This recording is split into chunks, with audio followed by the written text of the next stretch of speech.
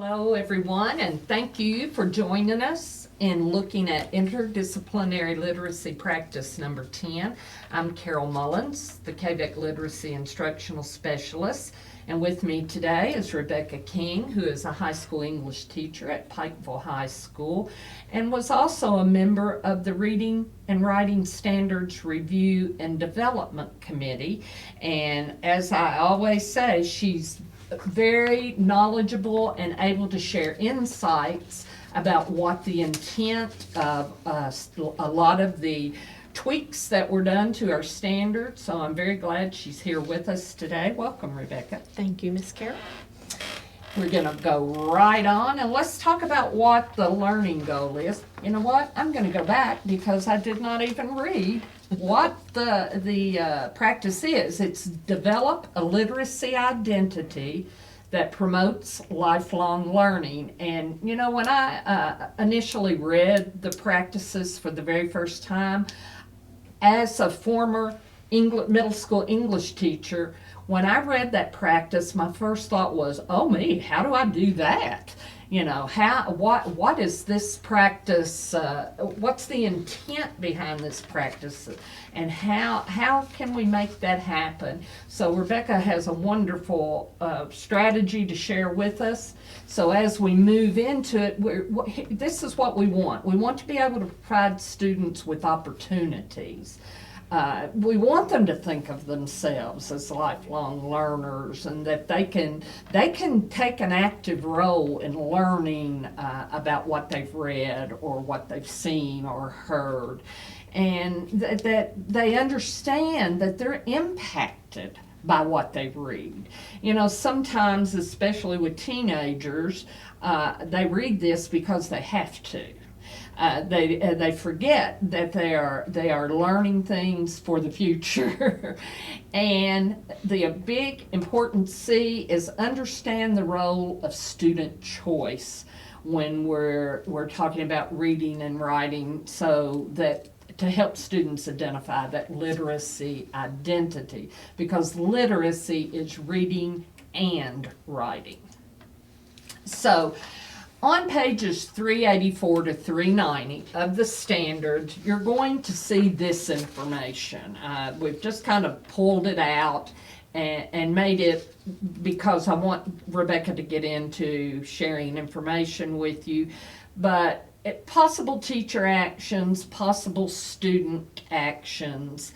When we talk about discuss the role of an active, engaged reader, you build that, because look at what the possible student action says. Variety of texts for multiple purposes. You choose those. And so we need to look at both sides of the actual document you're looking at, because, for example, offer a variety of engaging texts geared towards student interest. Because we want students to take risk in applying the strategies and techniques you have been teaching all along and what they've learned in school. So I'm going to, after just summarizing that up a little, I'm going to turn it over to Rebecca and show you how she helps her students develop a literacy identity. So, two things that I want to share with you today are free reads and free writes. And I have to say that sometimes people look at me funny when I say, oh, it's Free Read Friday or it's Free Write Friday.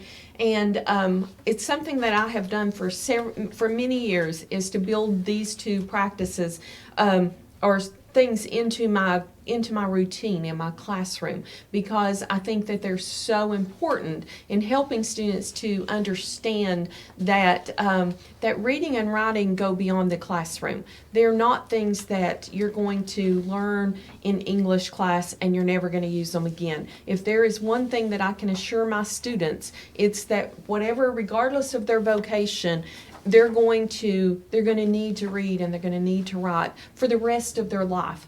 And so that's so important. So reading, I have reading literature standard 10 and reading information standard 10. And basically, that standard says that by the end of the year, students will read, comprehend, and analyze grade level appropriate complex literary and informational text independently and proficiently. And in order for students to do that, you have to give them an opportunity to engage with both types of text, and you have to give them the chance to read independently. That's the most important thing. For free writes, composition standard 7, which is range of writing for students to compose routinely over extended time frames and shorter time frames for a variety of tasks, purposes, and audiences. Now, free writes offer students the opportunity to write routinely, right? We have Free Write Fridays, so it's something that's routine in the class. In my class, they know they're going to have an opportunity to do this, and so while they do it routinely, generally it's just one class period. It is a shorter writing time frame. So first, let's talk about how free reads are structured here. So 45 minutes of silent, sustained reading on Fridays. Now, for some students, that's hard to do in the beginning, and you have to kind of build up to it. But for the most part, I really like for students to read for that long, and it's it's all about expectation for kids.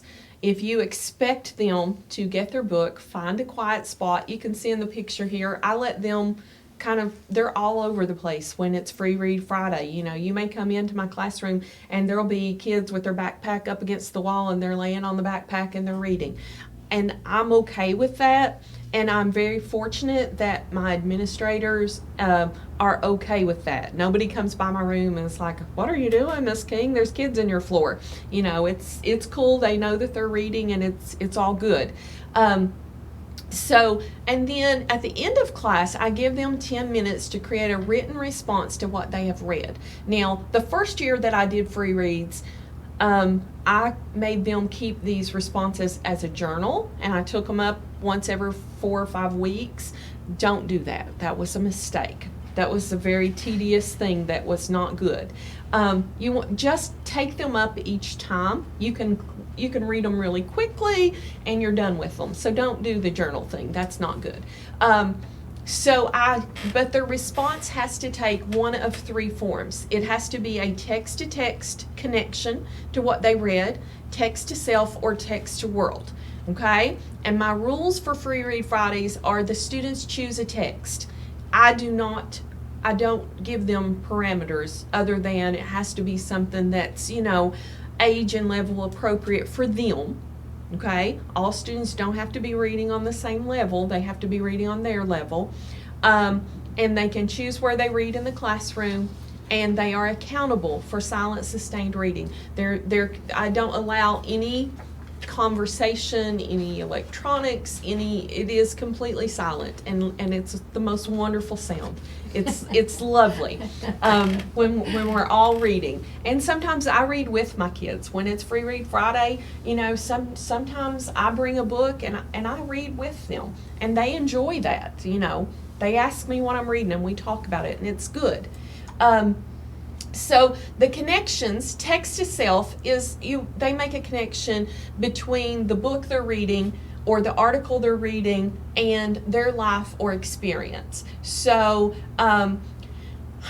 when Algernon says, I think I ended up pulling these examples from The Importance of Being Earnest because we were quarantined, and it just happened to be the text that I had handy. So when Algernon says, I happen to be more than usually hard up, it reminds me of my granny. She always used the phrase hard up to indicate someone was struggling financially. It is interesting that it is used in this text, which was first published in 1919, not long before my granny was born. So I'm making a connection there to a personal experience, to something from my life, to what the text says. And so first of all, you have to share examples like this with your students. You can't just say, make a text-to-self connection and expect them to miraculously do that. You have to give them example and give them practice and model and structure it for them, as you do with any other thing you want them to do well. Text-to-text, you make a connection between what you're reading now and another book or text that you may have read previously. So as I began reading The Importance of Being Earnest, I was immediately reminded of A Streetcar Named Desire because of the use of piano music in the first scene. Like in A Streetcar Named Desire, this play uses music to create the mood for the scene. So I'm making a connection between these two plays that I have read. Something in the one I'm reading currently reminds me of something that happened in a previous play that I read. And so you show kids that example, but give them some freedom, okay? It may be that the text that they're reminded of when they're reading something is from elementary school. That has to be okay. It just needs to be another text. So keep that in mind. Text to world. You look at a connection between the book and the events that are happening in the real world around them. This one tends to be more difficult for the most part with our students because they don't pay so much attention to what's going on in the world around them. But it's good for the ones who do and can use it to make a good connection. When Lady Bracknell says 130,000 pounds and in the funds, Miss Cardew seems to me a most attractive young lady now that I look at her. It reminds me of the importance people have always and continue to place on money. These lines highlight the fact that many times people judge others on the amount of their bank accounts and not on their character. So connecting with things in the world, the larger world around us in general, is a text-to-world connection. So the very first day that I would be doing a Free Read Friday with my students, we would go over all of these expectations. I would share with them examples of the connections I would expect them to make, and I would take those connections at the end of that class. I would read through them and give them feedback if they didn't make a connection that was one of these three things, or if their connection could have been stronger, and I would give them feedback so that next week when they do it again, they could improve and do better. So it's very important to nurture this skill in them. Don't just expect it to happen automatically. The next thing that I have students do that gives them, I think, a great opportunity to work on literacy practice number 10 is free writes. And so free writes are something that I actually, the idea for these came from my experience with the Moorhead Writing Project, and a lady named Liz Mandrell, who's actually a really, one of the most phenomenal writing teachers I've ever known. And she gave me this idea for free writes. And I have to say that of all the things I've ever tried, just because somebody said, here, this is good, take it and use it, that free writes have been the single most effective, most uplifting thing that I have ever done in my classroom. I can't say how much I love them. So the structure for a free write is this. I read a prompt aloud to the students, and that usually takes about 5 to 10 minutes. This book, Writing Toward Home by Georgia Hurd, is one place that I get a lot of my free writes. It's a beautiful thing because in it she talks about her experiences as a writer, and she gives an example, a short little example of something that she wrote based on the prompt that's in there. So you have a sort of a model of something for the kids to go from, and then you give them the prompt. Students write for a specified amount of time as called for by the prompt. Generally 15, 20 minutes is as long as students are actually writing. But while that time is running, their pencil must be moving. They can't just sit and stare off in space. And you'll have kids will be like, I don't know what to write, blah, blah, blah. And you say, just start writing. Whatever is okay, because it's a free write. And so free writes do not have the same expectations or guidelines as other writing in my classroom. Everything else students write for me, I am specific and picky about it. The grammar has to be correct, the format has to be correct, they have to do what is expected of them. But with a free write, I do not ever look at grammar, punctuation, spelling, none of that matters. There's no given format. It is free in that they are just responding to the prompt. So they're writing for that 15, 20 minutes, And then we generally do what's called a share out. And I like share outs because most kids are comfortable because they choose what they want to share. It can be one word, it can be a phrase, or it can be a whole chunk. You know, you have those people who love to, read what they've written, and that's fine. But I do always give them the option to pass. If we're doing a share out, and I were to come to Carol and she really didn't have anything in her whole little chunk that she's written that she felt comfortable sharing, then her response when it's her turn would just be to say pass. And we would move right on to the next person. And there's no penalty for passing because you have to give students that freedom or they're going to censor what they write. Students go in order from one side of the room to the other. And there's no comments on what someone shares, no questions about it. Everyone simply listens. And what typically happens is a theme emerges as we listen, because everybody started with the same prompt. And even though they all wrote about totally different things from their personal experience, what emerges with the share out is that common theme that emerges. And it's a beautiful thing for kids, and as a teacher, it's just great to hear it. So that's generally what happens during a free write. Now, I know that they do keep their free writes in a journal, but that's because typically I take those up and I tell my kids these are the give me points. Strictly participation. If you did what you were supposed to, you did the writing, you did it, you get the points. There's no for that. I also give my students, and remember that my kids are 16, 17, and 18 years old, but I typically also give them the freedom to know that if in writing to one of the responses, they write about something that's personal and private, and they do not want me to read it, I tell them to fold that page over, put the date and the title of the prompt on it so that I know they've completed it, and I don't read those. Now, there's always that debate of do I read it or don't I read it and that kind of thing. And with younger students, I don't know that you can have that freedom as much, but typically students who are crying out for help want you to read it. They're not going to turn it over and hide it from you. So I feel pretty comfortable with the fact that I don't read those. And it gives kids the freedom to really, have a free write. And for some of them, it's really important to give them that.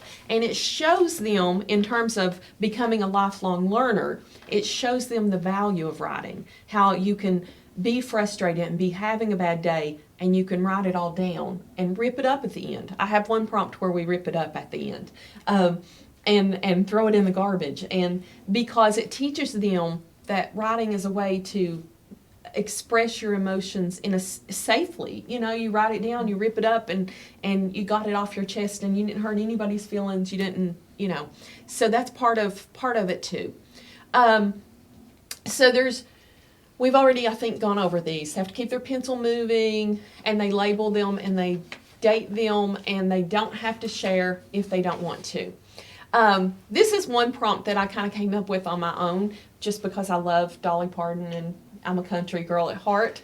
Your students can connect. And they know Dolly Parton. Absolutely. Everybody, we all know Dolly. We all love Dolly. So I read them her children's book, Coat of Many Colors, and it is just a beautiful little story. And so then I tell them to write in as much detail about an object or item that you treasure because it represents a special relationship you have or had with another person. How does it connect you to them? And you would be amazed at the responses I've gotten over the years from those.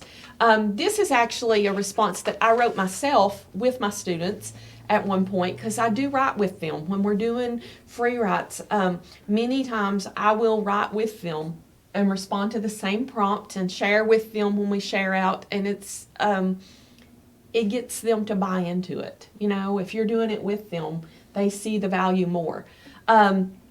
So this is my response. I treasure a coffee-stained mug. I count it among my greatest possessions, not because it is expensive, not because it is fine china. It is neither. It is earthenware, worn and stained by years of use. When I see this mug, I immediately call to mind my sweet, sweet little granny. She made instant coffee each morning to have with her breakfast, heated water on the stove in a special little pot that she only used for coffee. She put 1 teaspoon of Folgers instant coffee into the mug and stirred and stirred.